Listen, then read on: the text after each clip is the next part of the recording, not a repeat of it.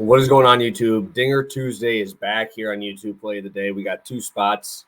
I don't know why I know it's called Dinger Tuesday, but I don't even have a dinger call. I got a long shot for you guys just for today, though, so I will have that for you.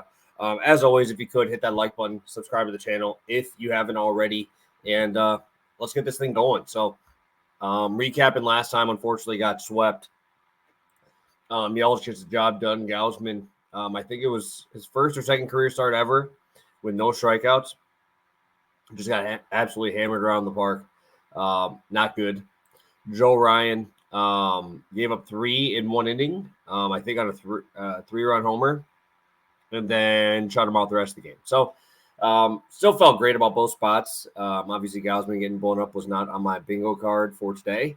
But Joe Ryan threw extremely well after the fact, but obviously with that number, you can't really come back from that one. So we're ended up being in the red for the first time on YouTube Play of the Day in a very long time. So got to get back to it, got to get back rolling.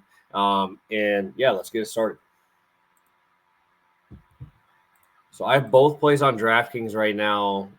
So whichever one pops up first, I guess we'll go with. All right, we're going to go Glass now, Braves, alternate total over. So for Braves, alternate total over, I don't do these very much, but go to game lines, go down to alternates, and then it'll let you move it around. So I want it at 6.5 here. You can see I have that one clicked. It's minus 104. And as well as Tyler Glass now under 4.5 hits allowed. So Braves ultimate total over. Obviously, I really like the spot for the Braves. I think the Mets can get to Ronaldo Lopez. I don't trust Ronaldo Lopez. Obviously, I'm buying down 3 runs, which is a pretty big number. But Ronaldo Lopez is not a guy who I'm going to put my money on to do well, right? And we haven't seen the Mets bats wake up in a long time, but they did last night. I think that's a big spot for them to see that happen. Lopez obviously taking the place, I believe, of Strider in this round. So there, and the fact that Adrian Hauser's thrown against the Braves, I think the Braves could score 7 on their own here. But I do like to see that the Mets kind of get a little bit here as well. The alternate total over just kind of felt pretty good, and it's a spot that gets me almost to plus money with my favorite spot of this one, which would be the Glass now under 4.5 hits allowed. It's minus 170, which is why I will not play that. He's given up 8 total hits in 17 innings so far this year. One thing I do kind of like is if he is behind, he just kind of walks him. He has so far this year given up, like I said, 8 hits. He has 7 walks so far this year. I think that's important, obviously, for this number. But he's looked really, really good. His swing and miss stuff is unbelievable, as always. His breaking ball's over 50% whiff rate. Twins team, where I talked about it the last time when I bet against the Twins there, they want to, go for power, right? They're going for broke on a lot of these swings. So when you have a team like that, they are willing to swing and miss to go for the home run ball. So that's kind of how they're scoring their runs, and how they're wanting to score. I had bet on James Paxton last night. Unfortunately, he didn't get there for Ks, but he only gave up 3 hits in that spot. Right, got a lot of ground balls in that one, and if he's able to mow him down at the same rate, I think that Glasnow is going to absolutely shove on these guys. The strikeouts are going to come through there for sure. I didn't want to bet the 8.5 strikeouts, but I also think that this is a great spot for him to bet the under 4.5 hits allowed, because I don't trust this Twins offense. And when they do make contact, it goes a long way. So always wanted to back Tyler Glasnow in any way possible. Also could have a little bit of a shorter leash, which could help us for this one too. All right, guys, I'm sharing my screen for the second one here. All right, here we go. Chris Bassitt, Alex Wood. All right, minus 135. It was minus 130 before. I had it clicked at minus 130. Minus 135 is not where I would like to be, but I can adjust that now. Give me a second.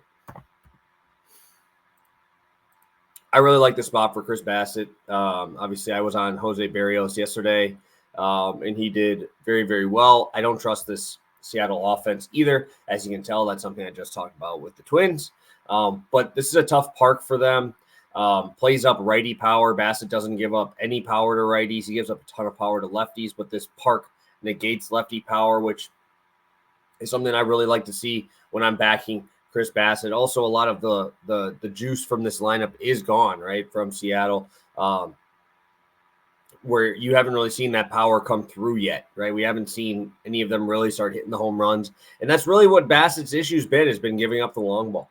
I know he's had two pretty subpar starts, right? 4 1/3 and 5 innings. That was at Tampa Bay, at Houston, spots where, those are two pretty good teams, right? And when I look at this Seattle team and just how they've struggled so far this year, I want to keep fading them. I want to keep fading these guys until the wheels fall off, or until we start to see these guys step up a little bit. So I will be rolling with Chris Bassitt here. I think this line at -185 is fair, because we have seen Bassitt throw 95 pitches in both first starts. But and you definitely see the leash a little bit longer there than normal pitchers that you're going to see at this level.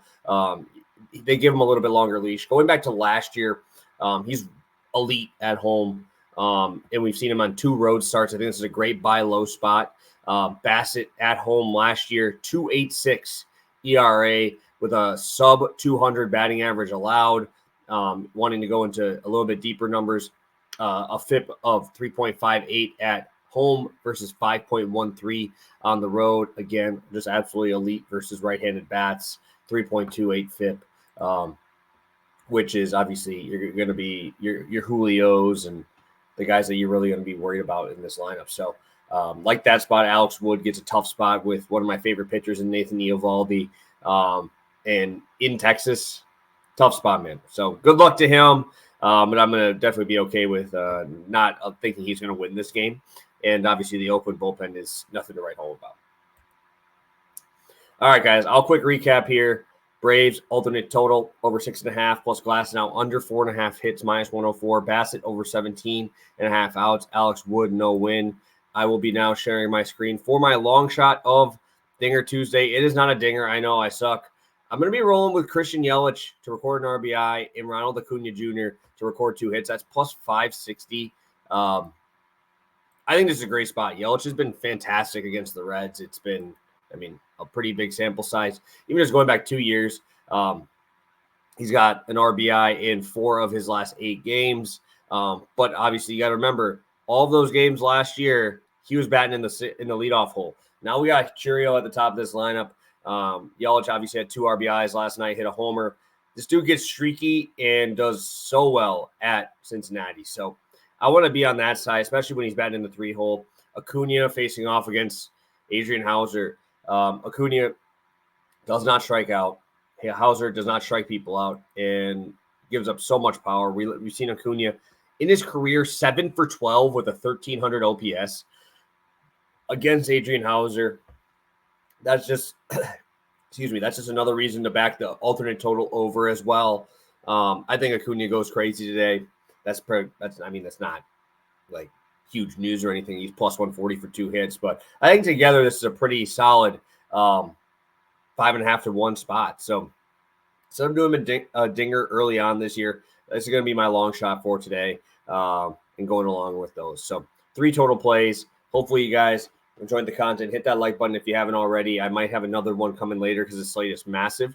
I might write a little article for you guys as well. So thank you guys. If you could hit that like button, mean a lot. And we'll be back tomorrow. Pass the prop and probably another one of these as well. So have a good one, guys, and best of luck tonight.